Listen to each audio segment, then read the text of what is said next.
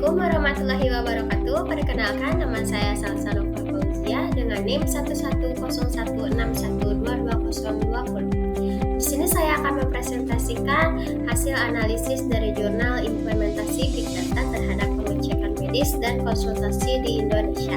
Simak baik-baik ya.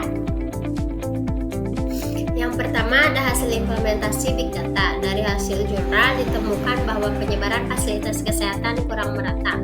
Terbukti dari penelitian yang ditemukan PPSDM.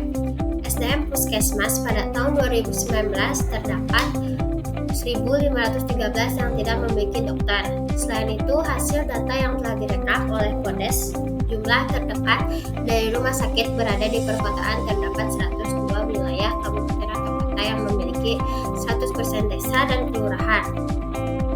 Dengan jarak tempuh terdekat dari rumah sakit kurang lebih 33 km. Sedangkan di Bali, jarak terdekat dari rumah sakit kurang lebih 19 km per jam. Penyebaran rumah sakit terdekat dini dengan distribusi tidak merata ini dapat diketahui melalui standar deviasi dengan nilai 58,6%. Hal ini yang menimbulkan adopsi dan integrasi Big Data di bidang kesehatan sangat diperlukan karena untuk pemerataan, efektivitas, dan efisiensi. Selain pemerataan Big Data juga meningkatkan pemerataan pelayanan kesehatan hingga seluruh Indonesia dengan cara memberikan konsultasi secara online.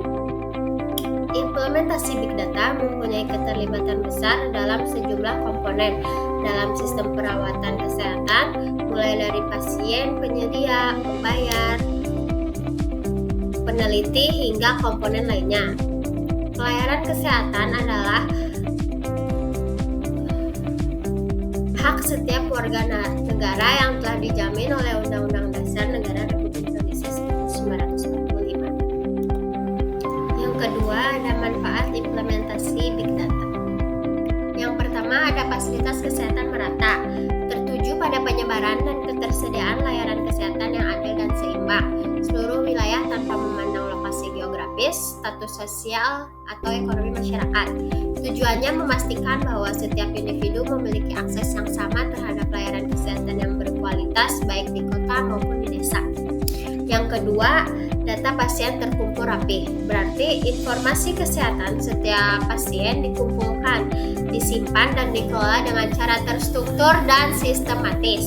Ini juga dapat mengurangi resiko kesalahan medis, memastikan bahwa data ini mudah diakses, akurat, lengkap, dan dapat digunakan secara efektif untuk berbagai keperluan medis dan administratif.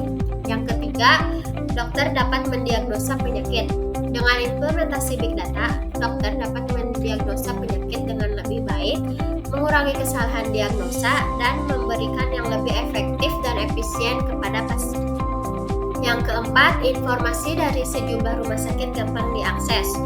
Sistem ini memungkinkan infonya dari satu rumah sakit untuk dapat digunakan ke rumah sakit lain tanpa hambatan, dan juga untuk memungkinkan dokter untuk mendapatkan informasi terkini. Yang kelima, bisa saling tukar-menukar data penyakit tertentu. Fasilitas kesehatan dapat dengan cepat mendeteksi peningkatan kasus dan merespon lebih cepat terhadap wabah penyakit. Penting juga untuk penyakit menular, di mana respon lebih cepat dapat mencegah penyebaran lebih lanjut.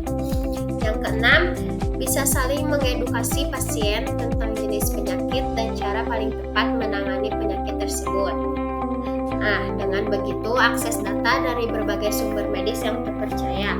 Pasien dapat menerima materi edukasi yang akurat dan up-to-date tentang penyakit mereka, termasuk artikel, video, panduan, dan lain-lain yang dapat membantu memahami kondisi pasien.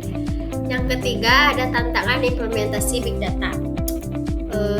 Tantangan terbesarnya adalah masalah struktur data, keamanan, standarisasi data, penyimpanan, keamanan, dan transfer, serta keterampilan manajerial seperti data kelola data. Peluang utama yang terungkap adalah peningkatan kualitas, pengelolaan populasi dan kesehatan, deteksi dini penyakit, kualitas data, struktur dan aksesibilitas, peningkatan pengambilan keputusan, dan pengurangan biaya. Sekian presentasi dari saya. Semoga bermanfaat. Wassalamualaikum warahmatullahi wabarakatuh.